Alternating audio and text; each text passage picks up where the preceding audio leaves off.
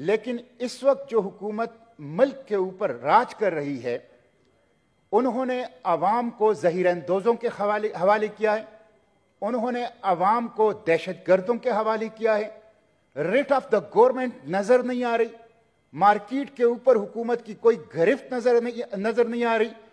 और यह जो कहा जा रहा है कि छीन रहे हैं हुक्मरान जिंदगी का हर इम्कान और छीन रहे हैं हुक्मरान रोटी कपड़ा और मकान, तो ये आज के पाकिस्तान की सूरत हाल है। मिस्टर चेयरमैन, हर पाकिस्तानी सालाना 124 किलोग्राम गंदम खाता है, और अगर आप देख लें तो इस वक्त पाकिस्तान में गंदम की कोई कमी नहीं है। इस वक्त हुकूमत के आदाद शुमार के मुताबिक पंजाब के अंदर 106 दिन का स्टॉक जो 22 लाख मैट्रिक टन है वो मौजूद है।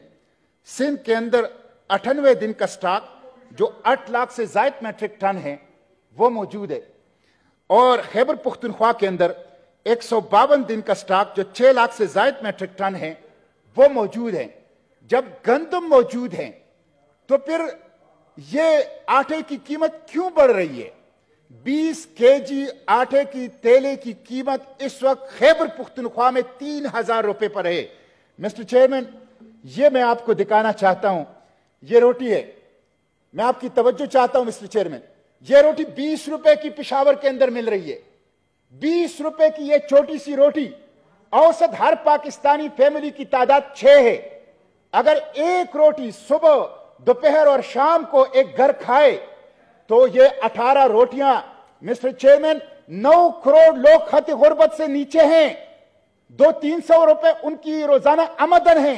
वो कैसे अपने लिए रिज़्क का इंतजाम करें, अपने बच्चों के लिए रोटी का इंतजाम करें? यह जुल्म है मिस्टर चेयरमैन, जो कि हुक्मरानों की वजह से हैं। आप देख लें, स्टॉक मौजूद हैं, गंदम के गोदाम जो हैं वो भरे हुए हैं, उसके बावजूद ज़ख़ीरा-अंदोज़ों की वजह से आटा मिल नहीं रहा, और जो मिलता है जिल्लत के साथ वो भी महंगा